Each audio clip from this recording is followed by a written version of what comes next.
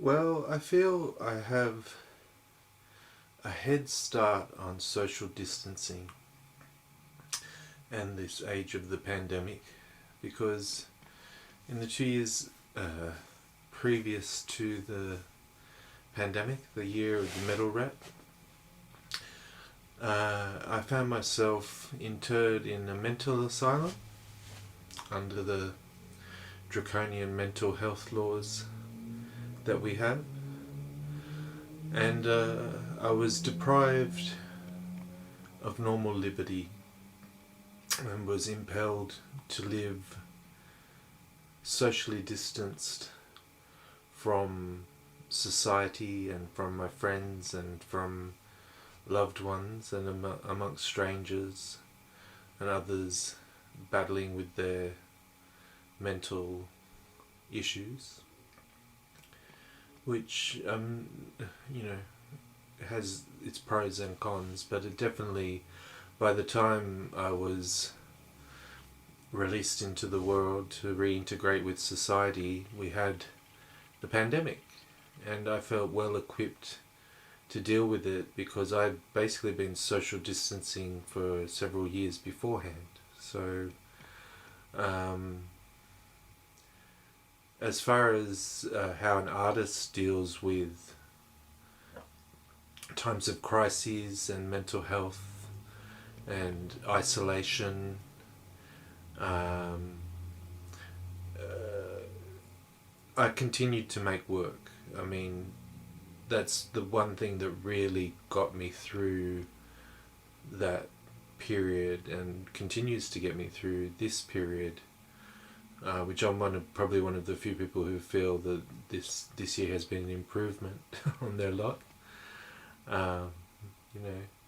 It really does depend on how you look at it, I guess. Sometimes we're gifted in strange ways. God works in mysterious ways. Basically, our recreation was a yard that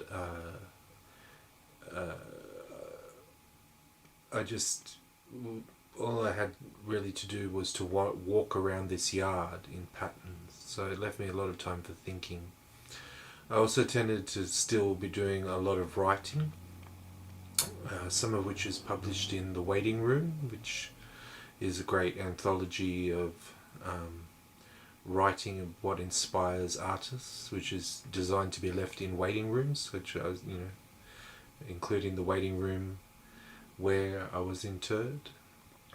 Make it sound like, Arkham Asylum or something. It was not of that nature. It really was a lot like being socially distanced and isolated due to circumstances which I won't go into here. I continued writing, and during that time I conceived a dance piece based upon my experiences in there. And during the second year, when I transitioned back to being rehabbed back to society, that was able to be staged as part of On the Cusp Dance Festival by the wonderful Karen Jorvn, who deserves props for her belief in me during my stay there. So I was able to transform the experiences there not only into writing but into dance as well and music. I was gifted a rinky-dink symphony piano, it was called. It was out of key and out of tune, but I sat down nearly every day and was composing music and writing and continuing my studies and creating this dance work.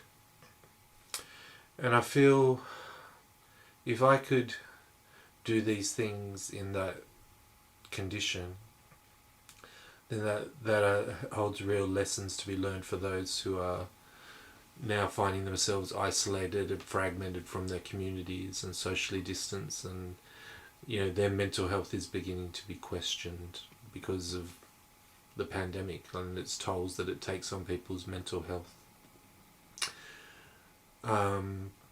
Now that I'm in the community, I have this body of work behind me from that time, and it's only now I'm beginning to get back to the type of work I was doing beforehand, as well as new works which follow on from that period. And just to read some of it now, it really is like, well, where did that come from? And I guess it is that sense of like isolation, like The Shining or something.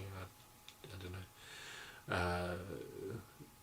If you draw upon the will of yourself, and we still are connected with others. It's not like we're ever, like, no man is an island. We're never completely alone.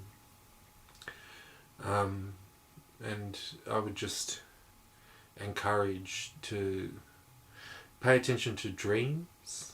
Like, your dreams are your way of processing what's going on and making not rational sense out of it, but poetic sense out of it, or artistic sense out of what is going on. And you'll often find works come to you in a dream state. Hold on to those dreams and work at your craft while you can. Feel like you've been gifted with this chance for thought and reflection and craft, and you may well be amazed what you come up with. And stay strong, people. Those who can't handle being by themselves are doomed to make bad artists, I think. But that's a value judgment. I've seen some interesting artworks come out of isolation, and I was recently in a photography exhibition called Serenity and Uncertainty, which was dealing with these themes of, how do you find peace in this time of chaos? And so I was taking sort of bucolic nature photographs, going on long rambling walks in the forest, and